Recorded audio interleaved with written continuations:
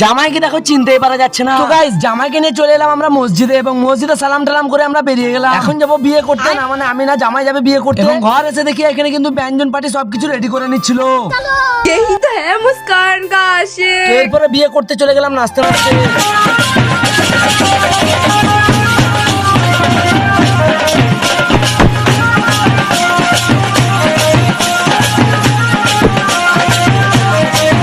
দাঁড়াও গাইস, নাচা তো অনেক হলো, এখন পৌঁছে গেলাম আমরা গেটে, এবং এখানে আচানক হামলা হয়ে যায়। তারপর আমরা টেবিলে বসে পড়লাম এবং ম্যাঙ্গো ফ্রুটির জুস খেতে লাগলাম। এবং জুস খাওয়া শেষ হতে না হতেই চলে এলো আমাদের সামনে টিফিন। তো টিফিন খাওয়া দাওয়া কমপ্লিট করে আমরা জামাই রাজাকে নিয়ে চলে এসেছি একটা ফাঁকা জায়গাতে আড্ডা দেওয়ার জন্য। এবং কিছুক্ষণ পর টাইম হয়ে যায় ভাত খাওয়া, তো আমরা ভাতের টেবিলে বসে পড়ি। ভাত খাওয়া কমপ্লিট হতে হতে চলে এলো আমাদের সামনে দুটো রসগোল্লা দুটো ধসা নেমে গেল। এরপরে এখানে জামাই রাজা কিন্তু দুধ ভাত খাচ্ছিল অনেক লজ্জা করে। তারপরে এখানে জামাই রাজা কিন্তু পয়সা গুনতে লাগলো। তারপরে শুরু হয় আবারও ডান্স, এবং এইখানে জামাই রাজাকে কিন্তু নাচিয়ে ভূত করে দিয়েছিল।